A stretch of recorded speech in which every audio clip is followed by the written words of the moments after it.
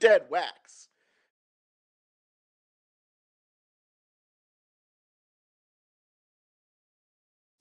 What's up, all you Death Eaters and Dementors, and welcome to a very specially themed episode of the Deadwax Show. Get out of the groove and get into the Deadwax with Waffles and the Stooge. What's going on, everybody? I'm Waffles, and as always, I am joined by my older brother and best friend, Stooge. How are you, my friend? Is that a back scratcher? It is my wand, sir. Oh, I love it. Avidi Kedidi. Ooh, there you go. Yeah. Expelliarmus. Boom. All the other nerdy spells. Hey. Hey. Be nice about the spells. I am ready for this episode. Maybe my wand's a little too long. There you go. Probably not. Yeah. It's a little better. So, yeah, I've never gotten that complaint. How are you, though? You never answered the question.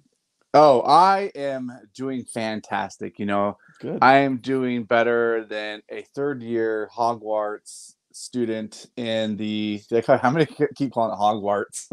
Hogwarts. To piss off the regulars. The Hogwarts. Hogwarts is what they go to, like, in Michigan. Yeah, I went to Hogwarts.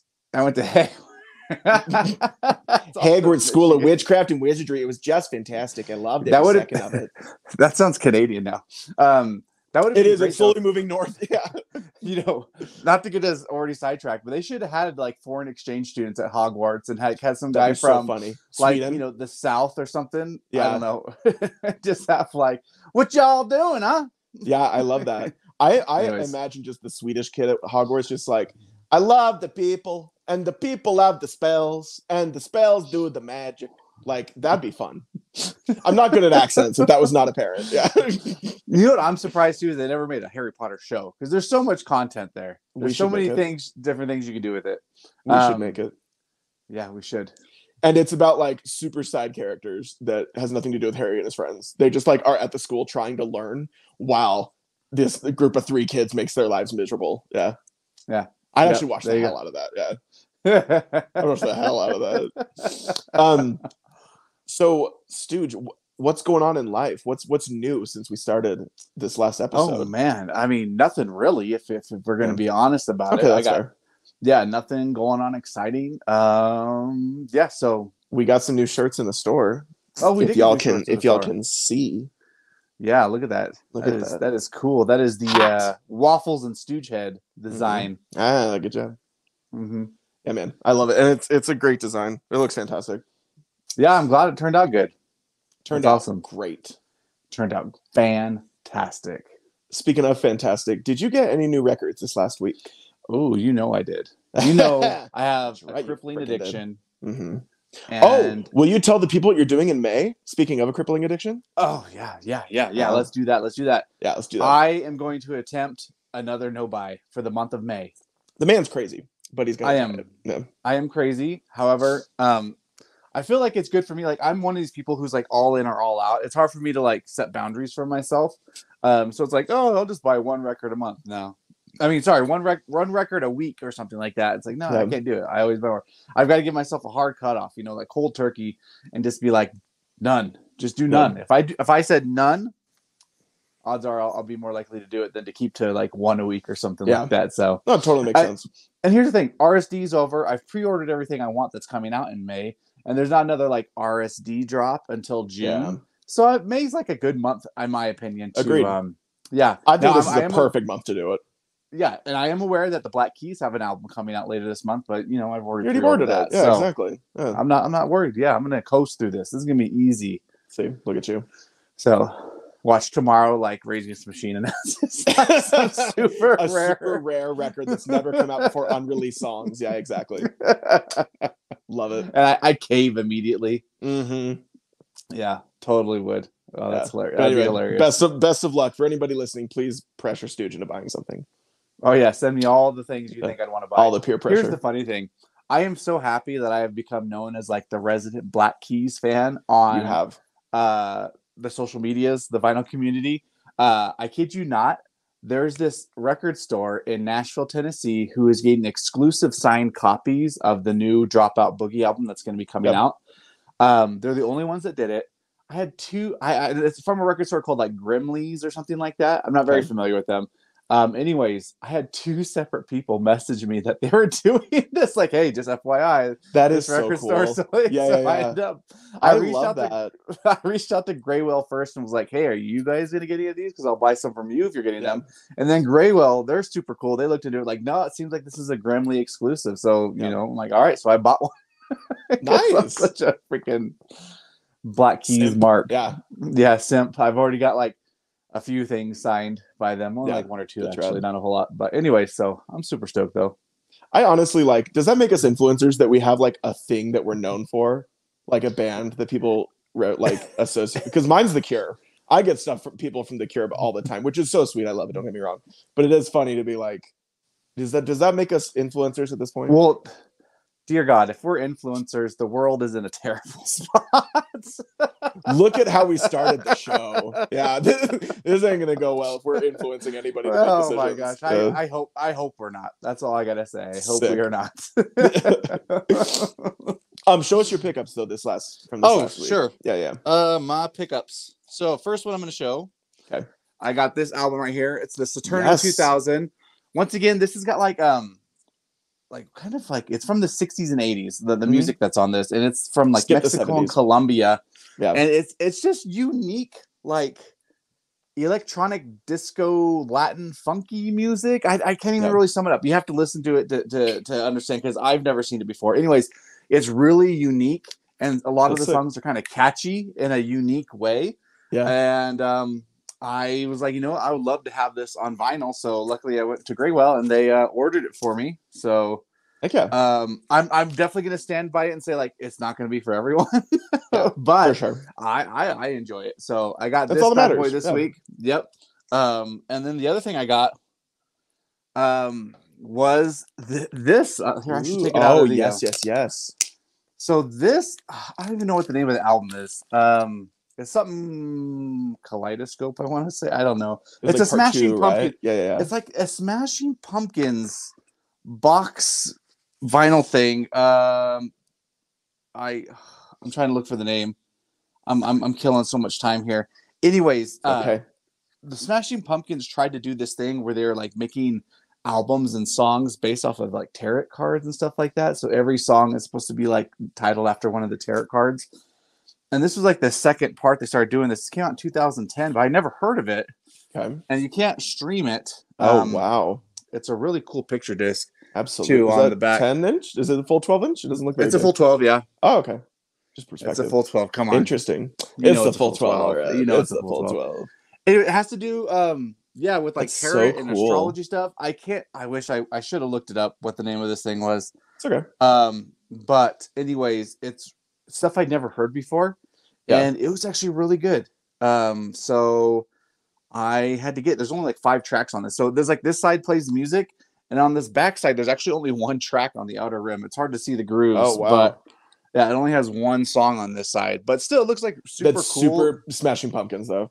Yeah. And I'd never heard it before. I was at Graywell where I found it, and they put it on for me, and I listened to it. I'm like, I really enjoyed every track that was on it. It came with this CD too. Nice. So I bought it, and the case is really cool. Look at that, like the shimmer. Yeah, that's way cool. It's really cool. So I will have to try to look this up while you're doing your pickup, so I can let everyone know what it is. But it's a Smashing Pumpkin release. It wasn't something that like came out for streaming or anything like that, and it's really cool. So nice, love it. That is my other one. How about you, my friend? Okay. So I got a bunch this week, but we're going to do 3 because I know that you guys are just going to roll your eyes. So the first one is a band that was cool when I was like in high school, but I honestly hated them in high school. Nickelback? I mean, it was Nickelback. Very much disliked this band. In fact, I would make fun of this band. And then just like recently I tried them again. I was like, okay, fine. They're fantastic. Limp Bizkit. This band is called A Skylit Drive. Skylit Drive. Band, fantastic. Wires and the Concept of Breathing. These are a little bit rare. These records are not super easy to find. Just a transparent blue. Oh, But transy blue. fantastic record. And I like was kind of mad when I started liking it because I was like, so you're telling me that like over a decade ago I made fun of them and now I like them and now I have to buy their records. But I actually like bought that record out of spite because I had enough money for a Grail and I was like, ooh, I'd like done something selling pre-order, I don't know, something like that. And I was like, oh my gosh, I'm about to get this incredible Mighty Grail. And I hesitated just a little bit on it and it was gone. So I angrily bought that record. Damn it. I know. Next one is Brother Sister by Me Without You. Ooh, we love Me Without You on this pod. And the pressing for this is pretty cool. It's like a cloudy blue and purple like galaxy, I think they called it. But this is one of my favorite Me Without You albums, Brother Sister. Me Without You sadly is breaking up, but they're coming to town in May. So I'm not sad anymore. And then are they last coming to town or are they going to town? That's a great question. The last one we all love and know, and that is the self-titled Slipknot record. Even Slipknot, better. The you self-titled son of record, a beast, which is the best Slipknot record, and I'm gonna die on that hill. Let me see that yellow. That lemon yellow. It's a good yellow. It's a good yellow. It's a good yellow. I had somebody message me and be like, "Is it actually yellow?" And I was like, "Yes." Do you like? Do you doubt the yellowness of of the pressing? But anyway, that is my favorite Slipknot record. It's a self-titled one. I think it's a good one, and I think it has the most amount of their best songs. So very excited. And then Iowa should be here soon, right? I believe. Yes, on its in way. May. Mm-hmm. Which I already pre-ordered. Actually, my Slipknot is in the mail on the way as well from Dark Side Records. So good to hear it, man. Yeah. Anyways, so just to follow up on mine real quick, that album I showed you for the Smashing Pumpkins, it's called Tear Garden by Kaleidoscope, Volume 2, The Solstice Bear. It's a mouthful. That is a Smashing Pumpkins title if I've ever heard one. Absolutely. So yeah, that was the album. The title. All it's missing is the word Starlight, and then it would be truly. No, man, I love that. All right. Should we launch into today's topic? Are we ready? Yeah. Wait. Why are we so Harry Pottered up? Wait. Give me 2 seconds because I'm not ready yet. Oh my goodness. I just tried to abracadabra your mom. Abracadabra? Or was it you? How do you say the death spell? Avada Kedavra. Oh. So Avada Kedavra.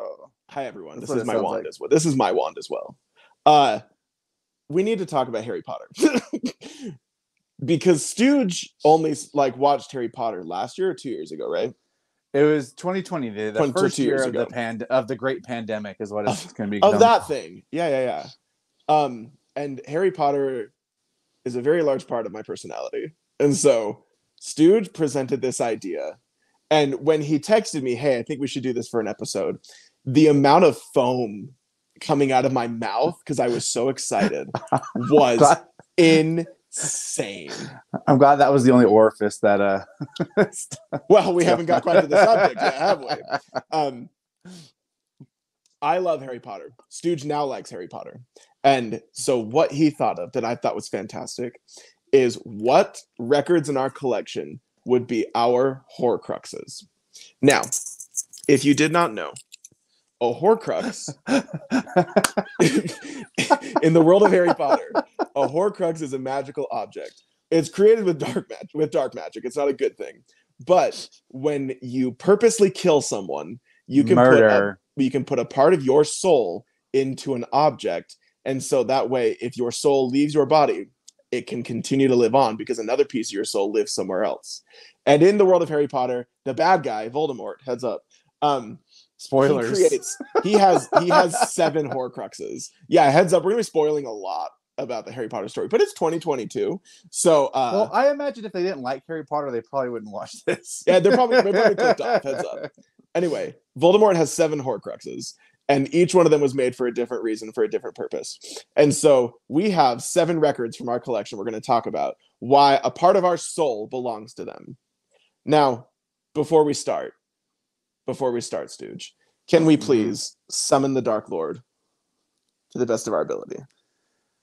Mine is on my tattoo's on a part of my body I can't show. Your taint. Yeah. I mean, if I had summon the Dark every... Lord.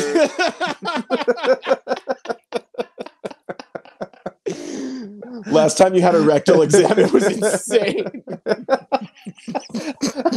I wanted clowns to everywhere. Be the doctor, and all of a sudden the room's all of a sudden crowded Death with Eaters people. were in there with you. Okay. That this would is gonna be be a funny. good episode. This is gonna be a good episode, I can tell. If you haven't clicked away yet because you're not a Harry Potter nerd, let me tell you, you're gonna love it. So did you go with the standard I set for my picks as well? For the most part, yes. For the most part. Okay. I will let you know if I didn't. Yeah, of course. So why don't we go Horcrux by Horcrux, my favorite sentence I've ever said in my entire life, and describe to each other what record we picked and why we picked it and how it correlates. Because that's why we went with the records we did, everybody. We went through each Horcrux and how it relates to our collection. So, shall we get started? Let's get started. Let's do it. Okay. The first Horcrux is Tom Riddle's diary. Known from Chamber of Secrets, that was the reason his soul was in the diary, is because it was actually a Horcrux. And we're going to get deep into Harry Potter lore. Heads up, everybody. The Tom Riddle's diary is the very first Horcrux that he ever made. So the record we're correlating with this one is a record that helped found your music tastes, because the first Horcrux is how Tom Riddle started making Horcruxes. Stooge. What record helped found your music taste? So the record my first Horcrux, which is kind of convenient because it's also the first album I ever bought, which really helped shape my taste in music. Yeah. Is Beck Odelay. Beck Odelay. So the first album I ever bought, it was on CD at the time. Okay. But Beck, I think overall kind of really encapsulated kind of the music I tend to gravitate to. Luckily for me, he's so versatile that it kind of gives you a bigger range. You know, he's done from like folk to electronic to pop to kind of seeds of hip hop. He covers a wide spectrum of musical genres. So, but this album in particular, when it came out, it just blew my mind whole. And so, if I was going to put part of my soul into an album to kind of show what has influenced my musical taste, it would definitely be Beck Odelay. So love it. Beck's anyway, so that's my first one. How about you? Love it, sir? My first one, my Tom Riddle's diary, is 3 Cheers for Sweet Revenge by My Chemical Romance. So it's no secret, this band is humongous to me, and I got into them when I was like 11 years old, or 12, somewhere in there, and very much started my entire journey into happily being an emo kid until this day. So here we are, 17 years later, and I still adore this album beyond belief. And this album, I had listened to like punk rock growing up, but this was my first access into like darker modern music, and I realized, it's My Chemical Romance. They're like Hot Topic band. It's not like dark music, but when you're a kid in Utah, this does it for you. So this album, I still know every single word to every single song. I listen to it regularly. This record has been played a lot, but I love it because it really did set so much up for me for what the kind of music I like, the kind of music I'm into, and all that good stuff. So that's my first one. I think the Dark Lord would be pleased with your choice. Here's a little disclosure. Have you ever listened to Odelay before? No, not that one. And I've never listened to My Chemical Romance. We should do a switch. Oh man, we should switch. Yeah. And then like report back, because we can't do music videos, but we could do something like that. We'll see. We'll think of something. Okay. Oh, do you see it? It looked like I had a booger. Okay. So you threatening me with your wand? Second Horcrux. So the second Horcrux Voldemort made was Marvolo Gaunt's ring, which was a ring that was created by the Gaunt family as well as one of the Peveril brothers, which, spoiler alert, the ring contained the Resurrection Stone, which is one of the Deathly Hallows. They don't talk about that in the movies because it's shocking they don't. It's a huge detail. Anyway, and this ring was passed down for generations in the Gaunt family, and then Tom Riddle stole it. So not only did he have a ring that was an heirloom, but he also had the Resurrection Stone. And Dumbledore destroys the ring, heads up. So now the question for this Horcrux is a record you want to leave to future generations, to your children. Yeah, because it was an heirloom. The ring passed from generation to generation.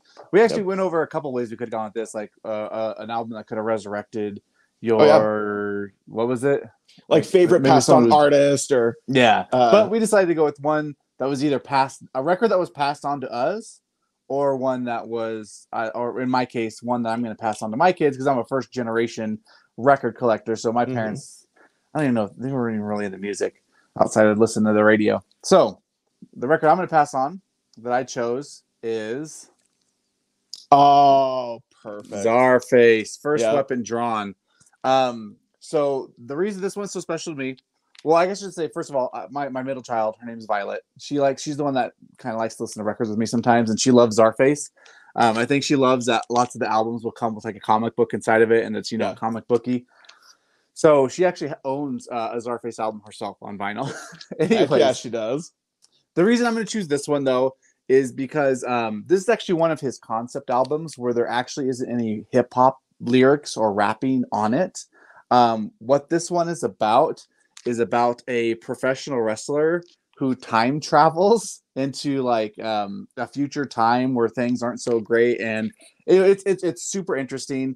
But this was like one of the more expensive records for me to find when I first started collecting that I really wanted. The fact that I like pro wrestling also has a really, because it covers a lot of, I don't want to say a lot, it covers a good amount of like kind of pro wrestling topics in it as well, because there's skits in between the tracks. Anyways, this is the one I'd pass on to her because it's one of my favorites and special to me, and so that's one I'm picking that I would put part of my soul into. I feel like part of my soul's already in it, to be honest. I'm the face. Did I do it right? You are kinda. Now it's terrifying. I'm a rock face. Anyways, that's beautiful. I love it. I also decided to go with a record I would hand out to my children someday, because I'll eventually have kids. Maybe we'll see. If government doesn't sterilize me. If the government doesn't sterilize me. So we're the working record on it. I want to pass on to the children is "Define the Great Line" by Under Oath, because this album changed everything for me growing up. I had never listened to music that was this heavy, this intense, this screamy, this crazy. And this was when they were very actively Christian. And so I would pass on "Define the Great Line" because, go for it. Were they screaming about Jesus? Yeah. So the first, like, Under Oath for, 20 years was known as like the heaviest Christian band. Not like they actually were, but they're the most popular of a heavy Christian band. So their lyrics are about Jesus, about salvation, about sins, repentance, heaven, all that stuff. And then in 2018, when they got back together, they're all atheists now. So they don't scream about Jesus no more. Yeah. But this is when they were very actively Christian. So I would pass this one on because this album, I would say, if the top like 3 albums that changed the way I think about life and the way I listen to music, this is on it for sure. So I would like the children to also have their lives changed by Under Oath. Dope. When I remember when I was a kid, we're talking like middle school, my best buddy and I, we went to like, we lived in a really small town. So there's always stuff going on the weekends, like local community stuff. Anyways, they had a Christian like concert one time, and they had this hip hop group. I can't remember their name, but I'll never forget this track. One of their songs was called 187 on the 666. And they rapped about like killing the devil. I love that. The devil in your life. Yeah. I loved it too. I've never forgotten it. I mess very heavy with like Christian metal because it is like aggressively. There's a band called Oh Sleeper, and their logo is a pentagram without the top 2 halves of it, because their goal is to rip the horns off the devil. And so it's crap like that that's like, y'all are nuts, and I love it. Yeah. If Jesus made a rap album, what do you think it would be called? That could be a whole nother episode. straight out of Jerusalem. Yeah. Nice. Straight out of Bethlehem. That's what it's straight out of Bethlehem. Yeah, exactly. All right. Third Horcrux. This Horcrux is Salazar Slytherin's Lockets. Dude, we are trying to move on. You talked to me last time, but our episode went on way too long. We got to move things. Peter, James, and John start their own side project called DWA, Disciples with Attitude. Oh, my Lord. Oh, my Lord. This is how we end. This is the death of the Deadwax podcast, everybody. Congratulations. Anyways, keep going. He's telling me, yeah, our episodes go on too long. We need to be more tight. And then here we go. The third Horcrux, everybody. Okay, let's do it. Is Salazar Slytherin's locket, which is what I'm wearing around my neck. So as we know, Salazar Slytherin's locket was a very important item to Salazar Slytherin. And when Tom Riddle was working in Borgin and Burke's, the store in Nocturne Alley, the locket appeared and it had the symbol of Salazar Slytherin on it. So he knew what a big deal it was and he took it with him. So the goal with this one is, what is an item you found in a store that was used that you cherish very much so? Mine, Led Zeppelin Greatest Hits. I don't think I knew you got that used in a store. Yeah, well, I got it from Econojam used. Yeah, because this thing came out a long time ago. Yeah. There's no way in heck I'm gonna find. No way in heck. What the deuce? We're talking about Jesus too much. Anyways, no way I could find this brand new, but got it used from a record store. Nice. And I absolutely love it. Led Zeppelin's one of my favorite bands of all time, and I would definitely put part of my soul into this album right here. Great album. Yep. Yeah, it's the early days, greatest hits. Covers everything. I want to say in the first 4. It might even include Houses of Holy and what's the one we did with you that I can't remember? I'm not the one who's going to be able to remember. Never mind. I can't remember the other one. House of Holy, and I can't remember the album. I can picture it. It's got the building with the windows. I don't know if it included that though. So, anyways, moving on. But yeah, sick. That's a good one though. I didn't know you got that used from Econojam. And Oakland. Shout out Oakland. We love you. Mine is from a store here in Salt Lake City, the A's. Called Diabolical. And this is a record called An Eye for an Eye by Like Moths to Flames. And these are very, very, very, very impossible to find. So they only made 500 of these in 2013. And so it's not like they're exactly easy to find right now. No, and that's not very many. This is one of my favorite albums of all time. Does it shimmer? No, it's in the reflection because of the sleeve. Sorry, everybody. It looks like it does. It looks cool. Just a normal record. Let's pretend it does, though. Look how sick it is, you everybody. So I went to Diabolical just to hang around, just to look at stuff, and I found this randomly for a very, very, very good price, and I very audibly went, "Holy shit!" and grabbed it and freaked out. Oh my gosh, I moved my camera while I was doing that. Yeah, jeez. I was very excited. What did you move the camera with? Went straight to the owner, and I was like, you guys have an eye for an eye? And he was like, yeah, man. Some kid came in and traded a bunch of his stuff. And I was like, I was like having a hard time making words. But that was a humongous deal. Like, not to be that guy, but to be that guy. When I've posted about that record, I always get one of those like, are you freaking kidding me? Where did you get this? How did you get this? What would you like for it? So, and you sold your soul for it. Sold my soul for it. Sold my soul for a locket. By the way, do you guys want to see what's inside the locket? I got this when I was like 17. Is it weed? I got this when I was like 17. And it's plastic. And I put Voldemort's picture in it. Because Voldemort's my favorite part of Harry Potter. And it says, expecting Hermione. Well, that makes 2 of us. So, yeah. Let's move on to the next one. Next one is Helga Hufflepuff's cup, which is, as we know, a very valuable item to Voldemort. That's why he kept it in a vault in Gringotts, because while he was working at Borgin and Burke's, the cup was also discovered, but he knew the value of this cup because it wasn't no cheap little thing. Helga Hufflepuff had this cup, and it was a very, very high-priced thing. So he kept it locked away in a vault. So the record we're going for this one is a record that is worth a good amount, but that you keep safe. Like a vault. I don't know if I keep it super safe like a vault, but I did used to have it framed. It is Logic's Young Sinatra 4. I've never seen that. That's sick. Yep. So this came out 2018. It probably says on here somewhere. 2018. Hey. Nice. So this record, when I bought it, I also bought like an autographed T-shirt of Young Sinatra 4, and I put those in a frame with the album cover because I thought it was kind of cool. Anyways, I don't have that anymore, and I just put the records back in the case here. This record, I just looked it up. Mm-hmm. It goes for like It's selling for like $250 Whoa! on Discogs. Holy Yeah. cow! Yeah. So it goes for honestly, my Logic collection is probably the priciest, the most expensive parts of my Logic is very collection. popular. Yeah.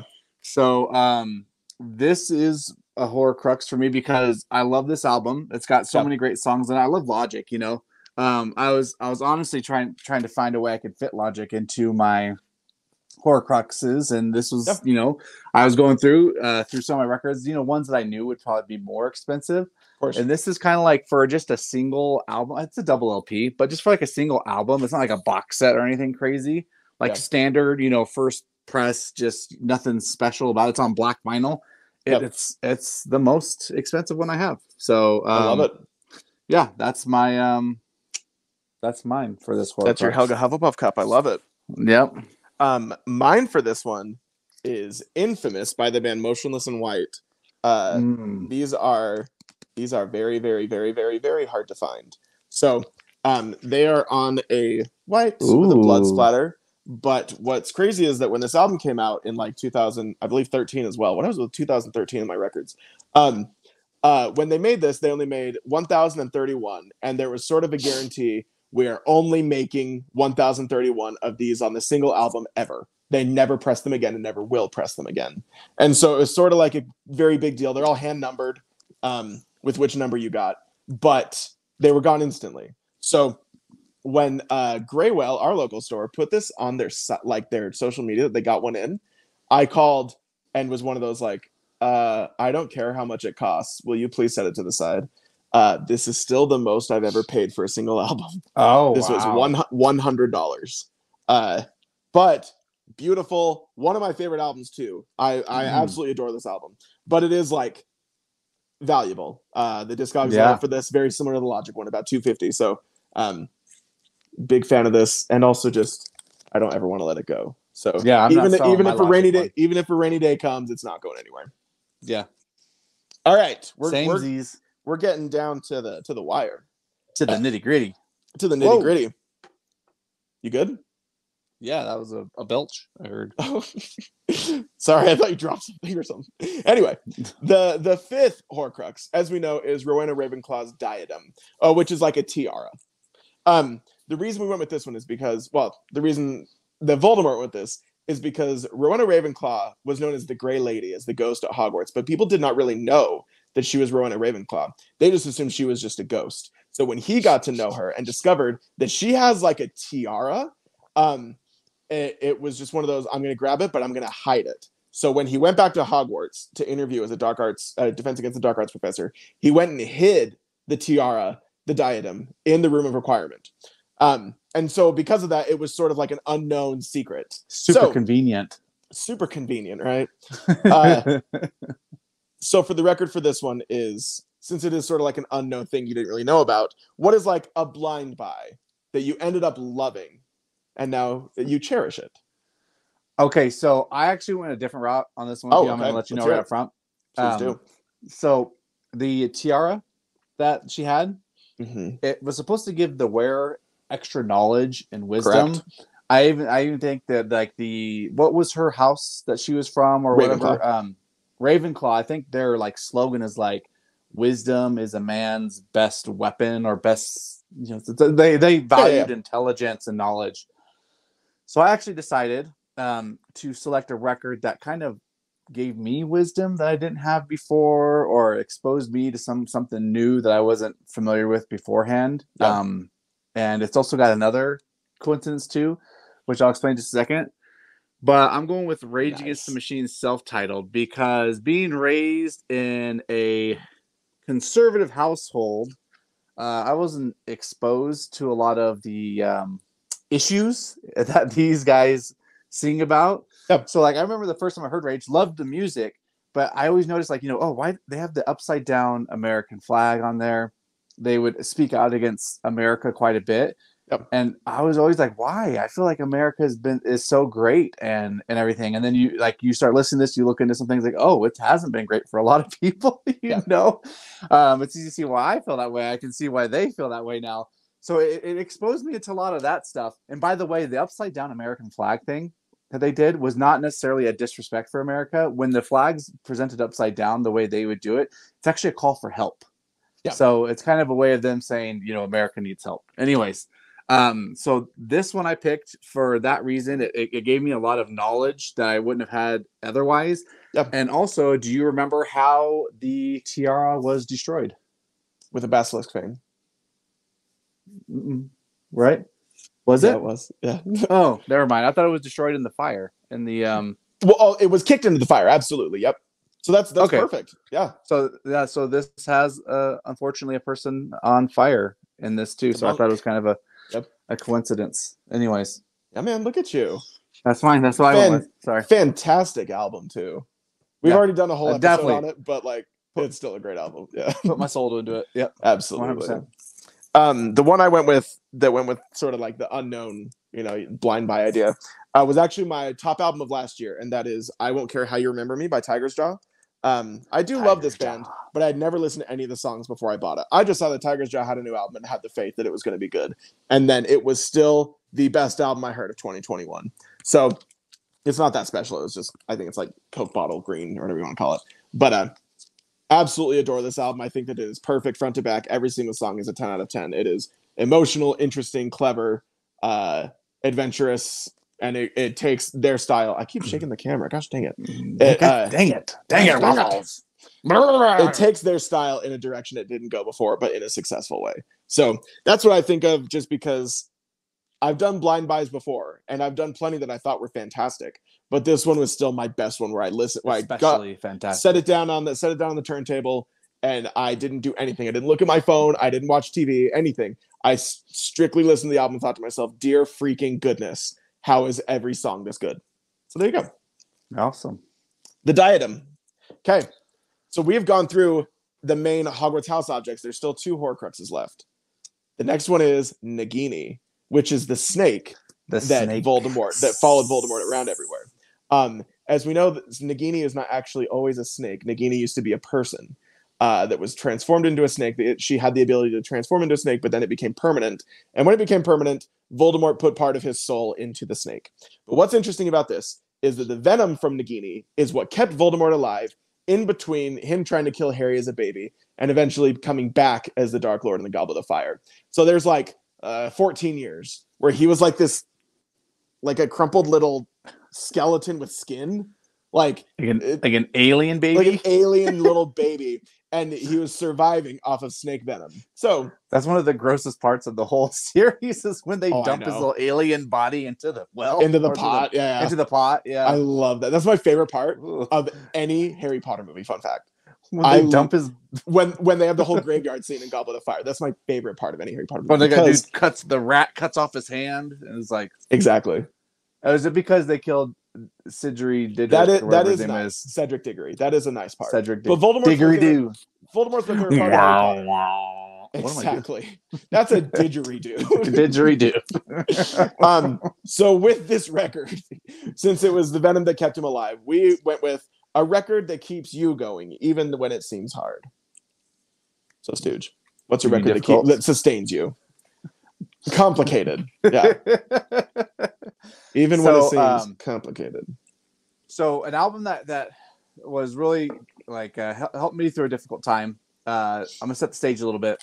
So, I had just gone back from my mission. Mm-hmm. 2 years serving the Lord over in Korea.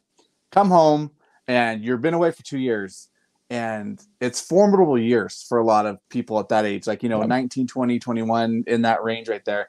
So you come back. Back then, we had very limited contact with anybody. The only way I could write, communicate with people was if I wrote them a freaking letter. They wouldn't even let me email anybody. It's the 1800s. Yeah.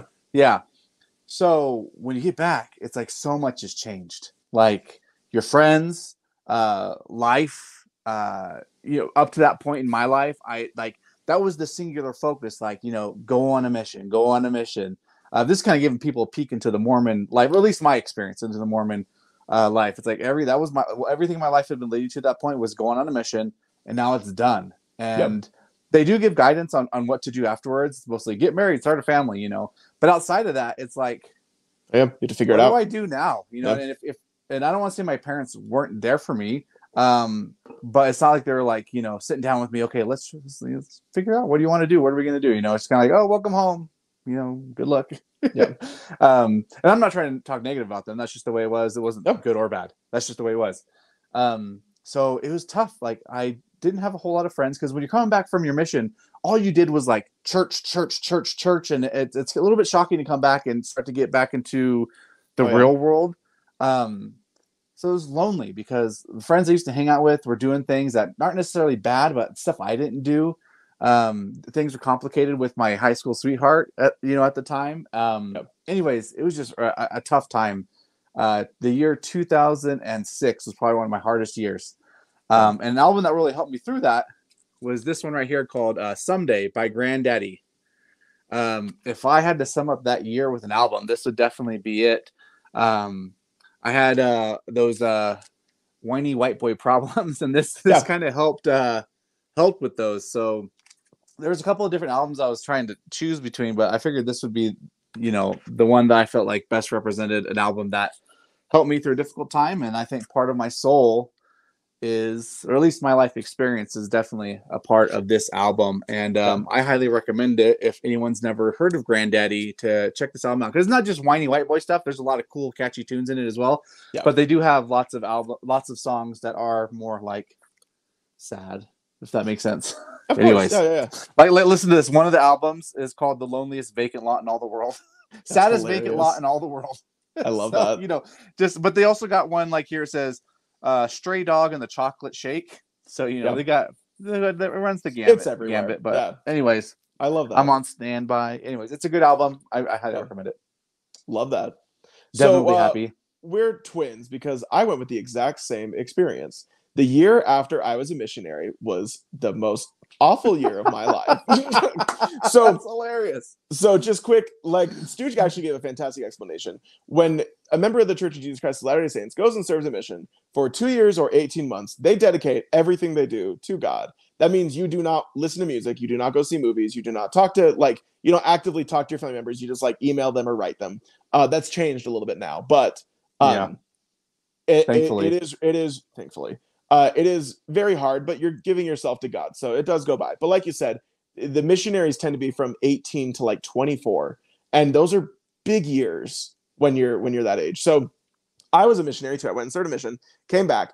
And when I came back, one thing that I was struggling with was I felt this insane pressure not to have things figured out, but I just needed to be happy all the time. Like I constantly felt like because I wasn't happy, because same thing. I had basically no friends when I got back from my mission. I had like no goals in life. I didn't know what I was going to go to college for. Like I felt like everyone else I knew had things slightly figured out, and I was figuring out things day by day. So I would express sometimes that I wasn't happy, that I was nervous a lot, that I was sad. And I don't know, often the answer I got was just put on a happy face, and I hated that answer. So I listened. Fake it till you make it. Exactly. There's this album by As It Is. It's called Never Happy Ever After. They're a pop punk band. This was probably their most successful album. They haven't really gotten as successful as they were when this album came out. But the main message of this album is that you don't have to be happy, that it's okay to feel every emotion. And so when I did feel like the fake it till you make it attitude, that pressure, I would just listen to this album and be like, I'm not going to fake it. I don't have to pretend that I'm happy. You people watching this, but like may know, but like Stooge has hung out with me a lot. I am like a positive person. I try to be happy and nice, but I'm not naturally happy. I struggle very bad with generalized anxiety disorder. And so I have to make myself happy. It's not a natural feeling to me. And so because of that, this album really did like guide me into knowing it's okay you're not happy. That's okay. It's okay to deal with stuff. Like the thing that I love about music is that you're not always looking for someone to tell you that tomorrow's going to be a good day. Sometimes you just want to feel like someone understands your perspective. And that's what this album does for me. This is the album that like I felt understood by 5 dudes from England that I had never met. Because nobody in my life understood what that was like, but As It Is understood what that was like. So forever and always, my soul belongs to that album. A part of my soul does, because I needed that music so badly. So there you go. Look at us. Lots of burps. I'm so sorry. I know I'm drinking a Monster while we're recording this, and maybe maybe people are gonna like tune out when they hear the second one. Like, I can't handle it. Comment below which burp was your last straw. How many burps into the show did you make it? How many burps was your last straw? Okay, we have one Horcrux left, everybody, and that is the Horcrux that Voldemort did not realize he created, which was Harry Potter himself. Spoiler alert for the last book and movie.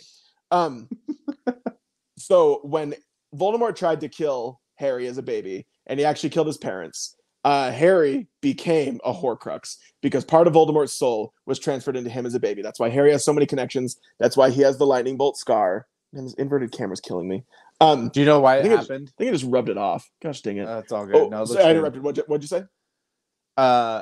Because the explanation I've seen is the reason it happened is because at that point Voldemort had split his soul so many times that it was starting to become unstable. Yes. And that's how he accidentally created another one. Exactly, because the goal with Voldemort's Horcruxes was to split it into 7 pieces. So even the soul he currently had in his body was the 7th piece, and he had 6 Horcruxes. But by making an 8th one, it was beginning to tear everything apart, which is why Harry Potter wins in the end. Heads up. So the last record that the general prompt is maybe just like a record you unintentionally fell in love with and now love because you didn't plan on it being part of your life, but now it is. I think this is a no-brainer for me. The Black Keys. The Black Keys El Camino. Black Keys. This is the album I discovered the Black Keys with because it was like kind of their biggest mainstream success one. Absolutely. And this is what gave me the exposure to the Black Keys and led me to my deep dive into their entire catalog and discography and what made me fall in love with them. Yep. So this was one, I listened to, and you heard the singles on the radio, Gold on the Ceiling, Lonely Boy, and it's like, oh, this is good. And then you find out, oh, they've got like 6 other albums. What? So you dive into all that, and it's the rest is history. So in my Horcrux collection, the main character definitely is something by the Black Keys, El Camino. So love it. Yep. Definitely part of my soul's in this and every single Black Keys album. That is very true. Black Keys, if you're watching this, please sponsor Stooge. Yeah, please. We'd love it. Sponsor Stooge. Sponsor Stooge. Sponsor Stooge. He'd love it. And my last one, it's an artist that I just didn't think I would ever like. Like, that was the unintentional part. I never thought this would even be my style of music or an artist I would like. But then one day it just like clicked, and when it clicked, it clicked. And that is Come Over When You're Sober by Lil Peep. Lil Peep was a rapper. Nice. I've never been huge into rap, I'll be honest. I've never been a huge rap person. Yeah, but there was something about Lil Peep's rap style that I was like, oh my gosh, why is this so good? And it was because he was like a depressed kid that was rapping. I loved it. The rap music was a little bit like whiny. I don't know how to describe Lil Peep's music, but Lil Peep really did like give me a whole new perspective on modern rap, because I don't know, I'm just so used to like radio rap, and so I was like, this I don't know if I'll ever like this. And then I randomly heard one song by him, and I was like, oh, this is catchy. I wonder who it is. Listen to that entire album, and I was like, this is insanely good. So I bought the record and listened to it a million times because it just resonates very, very well with my soul. Rest in peace, Lil Peep. Sadly, he passed away, but I will forever love his music because he just his vocal cadence, the way he delivers it, and his lyrics are really, really powerful. So that is the Horcrux I did not plan on ever loving, but here we are. Yeah, and there you go, Lil Peep. So that is all of our Horcruxes, Stooge. We have presented our wands. You're gonna say something? I was gonna say an album that was considered for one of my Horcruxes, and if I was gonna ever select probably another one, would be one behind you, The Talon of the Hawk by the Front Bottoms. That's Look how perfect that is. Look how perfect this wand is. Yeah, man, fantastic album. Fun fact: this is Stooge's old copy. The reason I have this. That's funny. Yeah, exactly. Same with this album. It's like I put them out there on purpose. Great album though. Fantastic. Anyway, those are our Horcrux albums, everybody. If you couldn't tell, I was very excited for this episode. So thank you for watching. Busting out all the toys. Busting out all the toys. All right, Stooge. Hey, in the interest of time, let's actually just forego trivia this week and go straight into the questions. Are you sure? I'm positive. Okay. We are already at 53 minutes. Okay. Or So that's on you, man. Okay. Let's do it. Let's just skip it. Let's try to keep this under an hour. Let's try to keep to it. Okay, sick. Our questions aren't that hard today. So perfect. Sick. All right. Q&A. Q&A. The name of the question is Q&A or whatever. Yeah. The name of the question. The name of the question is Q&A. First question comes from our buddy Spin Spiegel on Instagram. He asks, what's your favorite grail you've acquired? Well, I shared one that, so I'll bring it up again. This bad boy. I love Led Zeppelin. This is one I had my eye on, and when I was able to finally get it for a decent price, I jumped right on it because they didn't make a whole lot of these because this was coming out like in, I want to say the late 90s is when they released this greatest hits. Vinyls weren't super huge in the late 90s. Agreed. So they didn't make a whole lot of them, and it's Led Zeppelin, and it's a really cool cover, as you can see. Absolutely. Speaks to me because I love space stuff, and I love Led Zeppelin, so this is a no-brainer. But yeah, this is my favorite one that I've acquired. Love it. So it's a good one. You, Waffles? My favorite, I'm going to see if I can just angle the camera because I have mine framed. You can't see it. It's right there. So this is Eternity in Your Arms by the band Creeper. This is the signed version. Creeper is a fantastic band, one of my favorites. But that record is just, it's hard to find. And they're from the UK. So even getting them to the US isn't easy. But I eventually was able to find one. Someone was trying to get rid of it on Facebook, and I freaked out and lost my mind. So I have the jacket framed, and then the record is in a custom jacket I had made.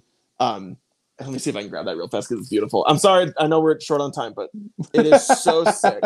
So shout out to our favorite human on the planet, Amp Sock Custom Jackets on Instagram. He makes jackets that's cool. Custom. So I just mentioned, hey, I need a new jacket for this album. This isn't even like the artwork or anything. He made this himself. And that's cool. He sent it, and I was like, this is freaking incredible. So shout out Amp Sock Custom Jackets. We love you very much. But that is one of my favorite ones I've ever got because I love that album. It's so good. All right. Cool. Second question from our buddy Megan KC. We love Meg. What's up, Meg? Has there been any recent discoveries that have surprised you musically? So like recently released or just like recently I discovered just recent discovery. Yeah. So as I mentioned before, I got that Smashing Pumpkins album this week. And it kind of led me down a Smashing Pumpkins rabbit hole because I think we've talked about it before on this podcast. Like, I'm not a huge fan of their more recent work. I love the stuff from the 90s and whatnot. Of course. But everything kind of like past 2000 didn't really speak to me. But then I listened to this one I just got. I'm like, oh, that's actually really good. I should go back and listen to some of their other more recent stuff and see if I like it. And so I listened to Oceania, I think is how you pronounce it. And that album's really good. Like, nice. I really enjoyed it. Yeah, you told me that. Yeah. So if you have slept on that album and you're a Smashing Pumpkins fan, definitely go check it out. I know I'm not groundbreaking, hey, you guys like the coffee? New Thoughts, Starbucks, the brand new thoughts. Starbucks. Yeah, exactly. Yeah. So yeah, that's just something for me anyway. Recently, I listened to it. I'm like, man, this is actually a really good album. Why did I not like this originally? So, that's anyways. Awesome. That's just one for me. How about you? Well, I've already mentioned mine. Skylit Drive was huge, just because I waited so long. But another one, shockingly, that I'm getting to. Do you know who Saweetie is? Saweetie? No. She's a rapper. She's huge. She has a song "Best Friend" with Doja Cat. She my best friend. She a real bad bitch. Yeah, that's Saweetie. And she has a song called "Tap In." I like Doja Cat. That is. Oh, Doja Cat's the bomb. I love Doja Cat. Anyway, so I recently got into Sweetie, and it was like, this is rad. I love this. So Sweetie's a newer one. Yeah. Cool. Next one by our buddy Happy Saturday Records. He asks, what's an album you wish had been given a vinyl release?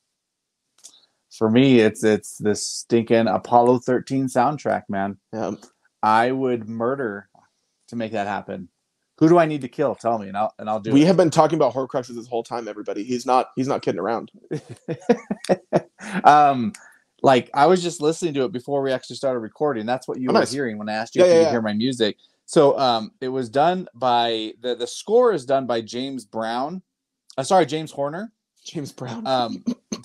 Sorry. And Ow! sorry, there's a James Brown track on the album. I So feel good. the Yeah. one that they got available on like iTunes, it's got both the score and songs that they used. So it's also got like Jimi Hendrix on it, Jefferson Airplane, The Who. It's just, and the score is just so amazing for that film. If you haven't watched Apollo 13 recently, you should watch it. And I promise you, at the end, you'll cry just like I do. Nice. Yeah. So, Apollo 13 is a great movie. mm-hmm. It's been a hot minute since I watched it. I need to watch it soon. You do need to watch it. It's a great movie. It gets better with time. There you go. Just like Tom Hanks. My answer is really lame, so get ready. There was a band I loved in high school. They're called The Word Alive. The Word Alive is still around. They're just not as good anymore. And their first album is called Deceiver.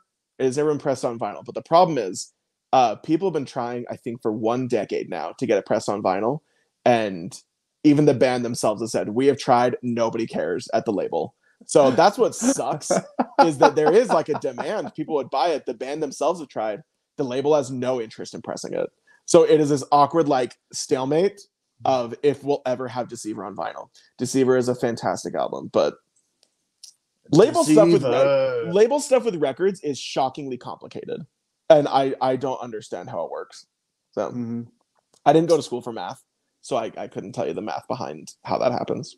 Or business. Let's just do one more question. Okay, one more. This is the last one. It is by our buddy Nicky No Good 315. Nicky No Good. What's a band or artist you got into when it was too late? A little bit up for interpretation, that question, but what are your thoughts on this? What are your musings? I'll just go with Led Zeppelin again, man. Led Zeppelin made their way to this episode like 25 times. I was born too late. Led Zeppelin was already disbanded by the time I was alive. Yeah. Yeah, I would love, like, man, like, I think we talked about our resurrection tours before. Yeah. Led Zeppelin, Queen, those are a couple of them. It's like, I got them too late because I will never be able to see them live. That's the way I'm taking it. It's like, it's too late. It's too late to apologize. It's not the same without, those key members who are part of the band. And Led Zeppelin, I mean, they disbanded once John passed anyways. Yeah. But it would be so awesome to time travel and see them live. So that's the way I'm interpreting it. And that's the one I got in too late. Yep. Damn you, time. Damn you, time. You just keep moving through the hourglass. And drugs. Damn you, it's like time. A double-edged sword. Time and drugs. We got really good music, but then, Yeah. No, I totally agree. My answer for this, I've actually talked about her on the show before. Her name is Sophie. She was a music producer and a musician, and she was the pioneer. Yeah, the pioneer behind hyperpop, and she is a trans icon. But I only got into her when I found out she died. When she passed away sadly and tragically in a hiking accident. 2 years ago, I think, maybe 1 year ago, year and a half, somewhere in there. I had never heard her, so I listened to her music, absolutely loved it. But it was sad that that's how I got into her, was hearing that she had passed away. So that is one that I kind of go like, man, I wish I would have known about Sophie before, because she was very underground. She only has the one album, so it's not like she had this vast amount of music. I think she was only like 29 too, so super, super sad. But I do love Sophie. Rest in peace. So R.I.P. There you go. Thank you to those who asked questions. We very much appreciate it. Absolutely fantastic. Please follow us on social media. Deadwax Show on Instagram and TikTok and Twitter, because that is where we do be asking the questions. If you can see our logo. And follow us there, because we often post about stuff. We ask questions. It's where you can ask us questions and DM us questions, all that good stuff. And we're fun to follow. We're a fun follow, bro. I promise. Stooge. Stooge, any last thoughts on today's episodes, on Harry Potter, on Horcruxes, anything in general? My final thoughts are, you guys need to do something nice for your moms on Mother's Day. That's my final thought. It's coming up. Don't forget. Especially the husbands with wives who are also moms. Yep. So celebrate mothers, celebrate the mother in your life or the mother figure in your life, or celebrate the idea of motherhood, because it is a big deal. And I swear this holiday sneaks up faster than anything. Anything. So thank you, Stooge. You are a living reminder. You got 1 week.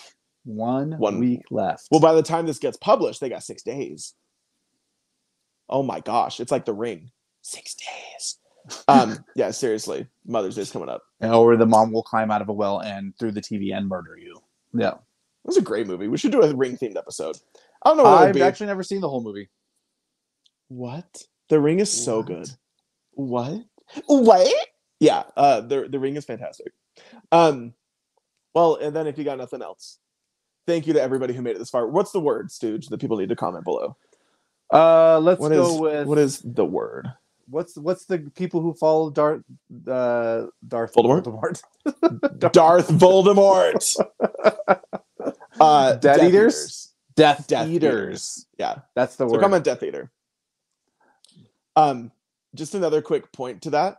One of the biggest fights I've ever been in my entire life is who would win in a fight between Darth Vader, Dumbledore, Voldemort, and Gandalf. We're not going to get into that now, nor should we in the comments. But it is arguably the loudest I've ever yelled at someone before. So, thank you everybody for listening. We appreciate it so much. We appreciate it. Creature and Dobby appreciate it. Harry, Hermione, and Ron appreciate it. But mainly, Voldemort appreciates it. So thank you for everybody for joining the Death Eaters, being one of us, and learning about Horcruxes today. This is an educational episode. Educational indeed. As always, everybody, please get out of the groove and get into the Deadwax.